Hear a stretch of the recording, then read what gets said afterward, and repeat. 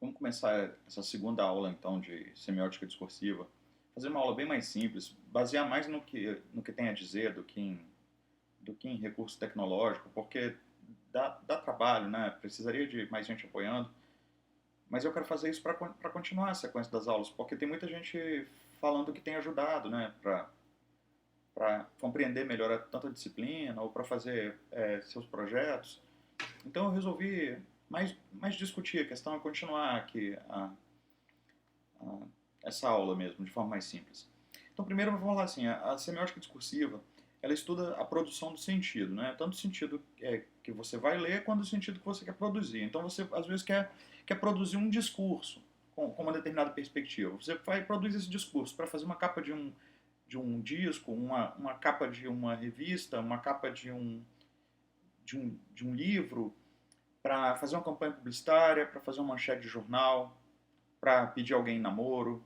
Você quer produzir um tipo de discurso. E para isso, você usa de ferramentas de linguagem para poder produzir esse discurso.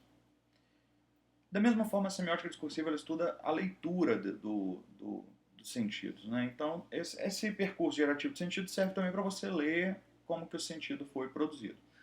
Então, vamos falar assim, é, esse percurso gerativo do sentido, que é um percurso de geração de sentido, ele é dividido em três categorias, né, em três níveis. É o nível fundamental, o nível narrativo e o nível discursivo. Eu vou falar nessa aula principalmente sobre o nível fundamental. Então, para falar disso, é importante saber que a semiótica discursiva ela é trabalhada dentro de oposição semântica. Ou seja, muito a grosso modo na base dos contrários semânticos. O que significa isso? Né? Por exemplo, a vida e morte, natureza e cultura, certo e errado, direita e esquerda, alto e baixo. E uma coisa interessante que a gente vai atentar nessa questão da semiótica discursiva é que muitas vezes o que não se diz está na frase, muito mais poderosa do que o que se diz. Né? Você vê, por exemplo, uma ideia muito simples, que é muito fácil entender como é que circula um discurso. Vou dar uma ideia aqui para vocês rápida. A, a questão da capa da revista, né, da noiva do Michel Temer, em um momento como esse, que eu estou produzindo vídeo agora, né, não sei em que época que ele vai ser assistido, mas que fala que ela é bela, recatada e do lar. Pô, apenas fala isso. E várias pessoas, né, que fazem uma leitura às vezes um pouco mais superficial da capa da revista, elas perguntam: qual é o problema em uma mulher ser bela, recatada e do lar? Então, o que isso causou de tanta revolta e circulou nas redes sociais não é a questão da crítica às mulheres belas, recatadas e do lar.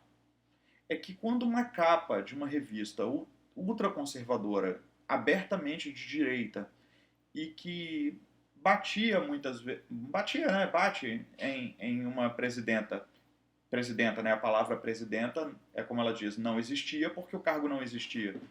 E em uma época em que o empoderamento feminino é tão grande, né, com tantas discussões que estão em torno disso, uma revista traz uma possibilidade, porque ainda não teve resultado de impeachment, uma possibilidade de que haja uma futura primeira-dama. E coloca na capa simplesmente bela, recatada e do lar.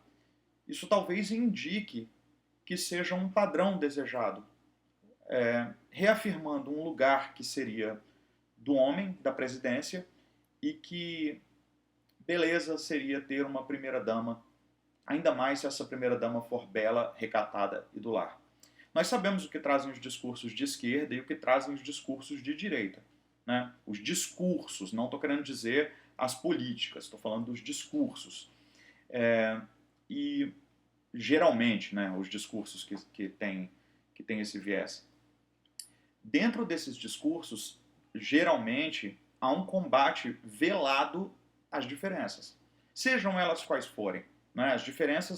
É, as diferenças elas estão elas são múltiplas. Elas acontecem, inclusive, falando um pouco de Derrida, de Homi Bhabha e de Stuart Hall, elas estão no mesmo sujeito. Né? O mesmo sujeito que é negro, ele tem também uma diferença de ter curso superior, ele é pai, ele é síndico, ele é evangélico, ele é gay, ele é, sei lá, e nele residem múltiplas diferenças. O fato de gostar de rock, de ser de uma determinada tribo, de ser dos alcoólicos anônimos. Então, no mesmo sujeito residem múltiplas diferenças. Então, assim, dentro de um discurso conservador e fascista, é construída uma ideia de nós e eles, desconsiderando que os eles necessariamente não são opostos. Os eles são todos, todos. Né? Um homem branco de classe AB heterossexual, nele reside também várias diferenças. Ele pode ser um deficiente físico, ele pode ter... e a diferença não tem aquela ideia só do menor, como diria ali o Deleuze. É qualquer diferença, né? E há um viés que defende um mundo baseado em diferenças e um outro e muitas perspectivas que defendem um mundo baseado em um padrão, né? Um padrão de certo. Independente da gente discutir como que isso circula, a gente tem que entender que na semiótica discursiva é justamente o que não se diz que tem um poder muito grande. Quando você coloca e diz para uma revista conservadora, e posso falar de outras capas que circulam da Veja por aí, né? Eles têm uma outra capa que mostra uma mulher negra, nordestina, de 27 anos, com educação média, e falam que ela vai ser, na época das eleições passadas, que ela vai ser o tipo de eleitor fiel que vai decidir as eleições. Então a Veja se refere a essa mulher a ela. Em uma outra revista, a Veja coloca a imagem de um homem de terno e gravata, com o estereótipo de um executivo, com um semblante bastante triste, segurando um prato com um avental e um prato e um pano de prato, falando que com as novas leis trabalhistas as tarefas domésticas terão que ser divididas por todos, como se alguém antes fosse tarefa de alguém a tarefa doméstica. No caso da revista, explicitamente está falando que seria de uma empregada doméstica. Porém, implicitamente também botaram o homem para também dizer que também, olha só, agora o homem vai ter que dividir a tarefa doméstica porque essas leis trabalhistas estão criando um novo tipo de empoderamento. Mas, enfim, voltando à capa da revista em questão, da Bela, Recatada e do Lar, a revista está dizendo, em outras palavras, que este é um padrão de primeira-dama, que este é um padrão de mulher, que isso é um elogio. Então, assim, por que eu estou falando isso agora? Vamos falar de semiótica discursiva assim, do nível fundamental. Existem dois termos em qualquer discurso, que a gente chama de euforia e disforia. O que seria a euforia? A euforia seria um valor positivo e a disforia seria um valor negativo. O que quer dizer isso? Quer dizer assim, por exemplo, a riqueza. A riqueza é um valor positivo ou negativo?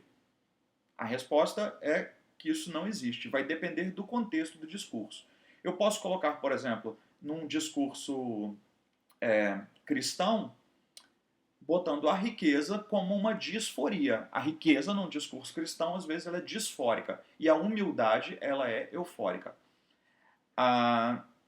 Num discurso que a gente fala sobre a política, de crítica política, quando eu falo o deputado tal enriqueceu, a riqueza ela está colocada no discurso de forma disfórica, ela não está sendo colocada de forma eufórica. Então nem sempre a riqueza ela é um elemento eufórico, a riqueza pode ser um elemento disfórico.